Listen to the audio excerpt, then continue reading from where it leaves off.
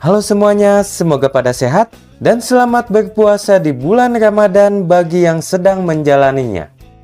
Oke, di video ini saya akan membandingkan 3 dongle mantap yang dibanderol tidak terpaut jauh. Dan mungkin pendapat saya ini bisa memberikan sedikit bayangan buat teman-teman. Utamanya buat teman-teman yang kebetulan lagi hunting dongle yang ada di video ini.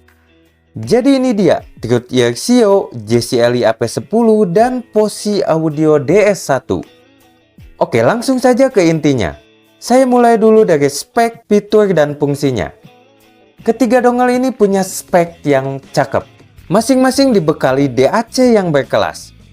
TS Sio pakai Cirrus Logic CS43198. Sedangkan JCLI AP10 pakai Cirrus Logic CS4131. Dan untuk Posi Audio DS1 pakai ISS Technology ES9038K2M.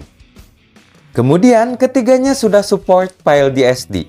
Bedanya DS1 sampai 512 sedangkan Sio dan AP10 sampai 256 aja. Tapi mungkin ini gak penting sih buat teman-teman pengguna file MP3 ataupun FLAC. Oke, lanjut.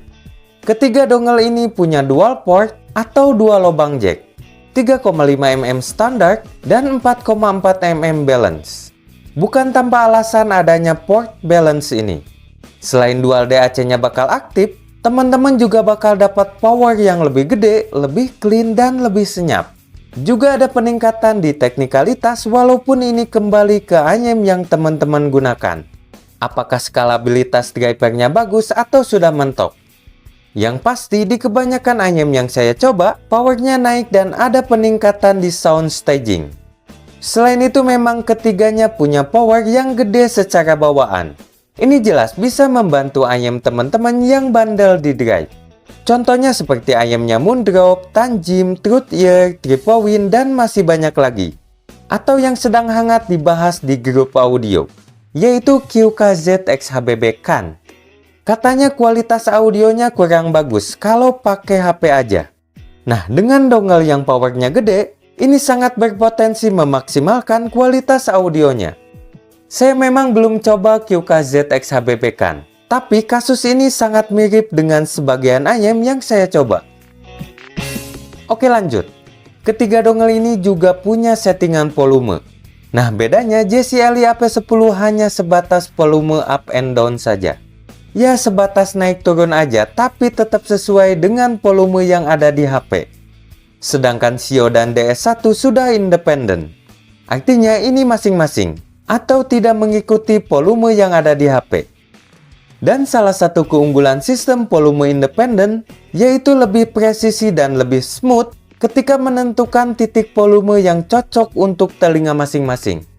Tapi volume wheel yang ada di AP10 ada keunggulannya. Ini bisa jadi tombol pause play dan pindah-pindah lagu. Namun sedikit kurang enak aja dipakainya. Nah, yang terakhir yaitu ketiga dongle ini punya LED notification atau LED indikator yang fungsinya untuk membedakan gain level dan jenis file musik yang di-play. Selain itu, ketiga dongle ini support gain level, low dan high. Nah, bedanya AP10 ada tombol terpisah atau gain switch. Ini penggunaannya lebih gampang untuk dipahami. Tinggal di switch aja tombolnya. Sedangkan Sio dan DS1 digabung dengan tombol volume. Nah, ini cara pindahnya tinggal menekan kedua tombol up and down secara bersamaan. Tapi saran saya untuk pengguna ANYM cukup di low gain aja. Soalnya pakai high gain bisa berpotensi noise. Apalagi di ANYM yang sangat sensitif. Namun ketiga dongle ini tidak support MQA unfolding dan tidak support mic. Mungkin ini bisa membuat bimbang teman-teman, utamanya buat pengguna MQA ataupun Tidal. Oke, lanjut bahas build quality. Ketiganya punya build quality yang cakep. Tapi kalau saya banding-bandingkan, yang paling kelihatan elegan dan mewah adalah DS1. Housingnya full metal dan finishingnya rapih. Namun DS1 ini paling berat. Sedangkan AP10 juga menggunakan bahan full metal, tapi finishingnya tidak sebaik DS1. Dan untuk TS Sio di sini kelihatan paling simple. Bahannya kombinasi kulit dan aluminium. Cukup elegan namun kurang mewah. Tapi Sio ini punya keunggulan, yaitu paling ringan dan sudut-sudut bodinya tidak tajam. Nah, ngomongin lubang Type-C, di DS1 dan Sio lebih seret dibanding AP10 yang agak sedikit goyang. Oke, sebelum lanjut ke kualitas audio, saya bahas dulu konsumsi baterai, tingkat panas, dan perbandingan power dari ketiga dongle ini. Overall, ketiga dongle ini cukup hemat. Walaupun gak sehemat DAC 100 ribuan seperti Apani atau Abigail, tapi tetap udah termasuk hemat. Kecuali menggunakan port balance. Ini jelas bakal ngambil daya yang lebih. Namun yang sedikit lebih hemat adalah AP10 dibanding ketiganya.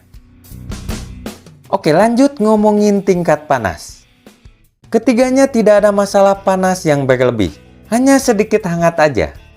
Ini sangat wajar soalnya itu tanda DAC-nya bekerja. Jadi intinya masih terbilang cukup adem. Bedalah dibanding dongle yang awal-awal muncul seperti Ibaso DC02 yang panas. Tapi yang paling hangat di sini adalah DS1 dan yang paling adem adalah AP10. Oke, lanjut ke perbandingan power. Seperti yang sudah saya bilang, ketiganya punya power yang gede. Tapi Sio dan DS1 lebih powerful dibanding AP10. Contoh saja di Hibi Musik. DS1 dan Sio hanya butuh 12 step volume dari total 32 di settingan low gain. Sedangkan AP10 butuh 18 step volume di settingan yang sama. Ini yang dipakai adalah Truth Ear Hola yang cukup berat di drive.